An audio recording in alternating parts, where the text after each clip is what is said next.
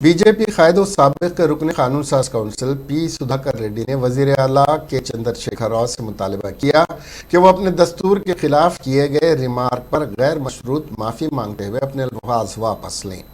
वजीर आला ने न सिर्फ दस्तूर की तौहीन की है बल्कि यौम जमहूरियत तक़ारी में शरीक न होते जमहूरियत का मजाक उड़ाया है। हिंदुस्तान का दस्तूर, जिसको बाबा साहेब बी आर अम्बेडकर ने तदवीन किया था, दुनिया का सबसे बेहतरीन दस्तूर माना जाता है। दस्तूर की तौहीन के अलावा एक मुल्क के दस्तूरी सरबराह सदर जमहूरिया की तौहीन की मुतरद्दिफ है।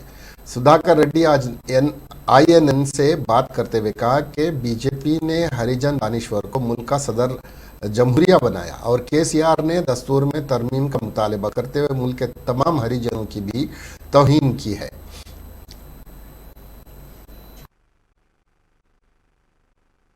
तेलंगाना का चीफ मिनिस्टर KCR जी ने जो संविधान के ऊपर जो बातें किया वो बदल के लिखना है, वो दुस्साहस है, निंदनीय है। इसको तुरंत विड्रा करना है, क्षमा मांगना है तेलंगाना समाज से जो वो इंसल्ट किया डेमोक्रेसी को। और अम्बेडकर जी का नेतृत्व में जो कॉन्स्टिट्यूशन है उनके लिए कोई ऐसा बात नहीं करता। कोई इधर उधर जरूरत के अनुसार अमेंडमेंट में कुछ कर सकता था उस समय, बट पूरा बदल के लिखना बोले तो वो डाइवर्ट करने के लिए हर विषय में ये फेल हो चुका है।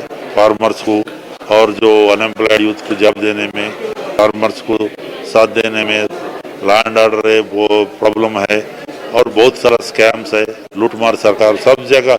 जो TRS वाले जो बोले तो लैंड स्कैम, सब कुछ स्कैम चल रहा है। इसलिए ये डाइवर्ट करने के लिए ये सब साजिश है। उसको निंदा करते हुए वो विड्रा करना है। भारतीय जनता पार्टी की तरफ से हम डिमांड कर रहा है ये संविधान, ये पूरा वर्ल्ड वाइज फेमस संविधान है, इंडियन कॉन्स्टिट्यूशन।